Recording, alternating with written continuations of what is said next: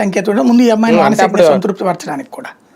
అంటే అప్పుడు అధికారంలో లేరు కదా, అదే అందుకనే కాబట్టి అప్పుడు గట్టిగా మాట్లాడారు పవన్ కళ్యాణ్. బేసిక్ గా అయితే గనక ఇక్కడ ఇదేం జరిగింది ఇదంతా అమ్మాయిలకు తెలిసాక 4-5 సార్లు అంటే తర్వాత అసలు ఆ వీడియో వీళ్ళు జాగ్రత్తగా అబ్జర్వ్ చేస్తే ఆ టైంలో ఈ అమ్మాయి బట్టలు మార్చుకుంటున్నప్పుడు లేకపోతే వేరేగా ఉన్నటువంటి సందర్భంలోనూ తీసిన విజువల్స్ అంటే ఆ లోపల ఫోన్ పెట్టాలా లేకపోతే క్యామ్ పెట్టాలి, ఫోన్ కాదు క్యామ్ పెట్టాలి.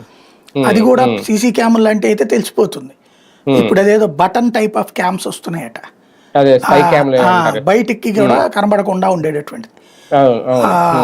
అట్లాంటిది ఏదో ఇతను ఆ ఇంట్లో పెట్టడం అక్కడి నుంచి తీసినట్టు అర్థమైందట వీళ్ళకి. అందుకని అప్పుడు ఇతన్ని పిలిచి కొట్టారు.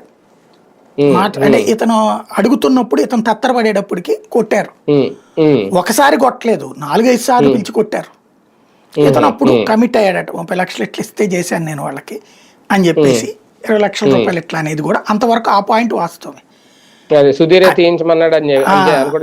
అదంతా వాస్తవమే. అయితే చంపాలన్నది వీళ్ళ ఇంటెన్షన్ కాదు, కొట్టడం. ఇప్పుడు కూడా అక్కడ ఉన్న వాళ్ళు చెప్తుంది ఏంటంటే కొట్టాక ఇతను వెళ్ళి సూసైడ్ చేసుకున్నాడట.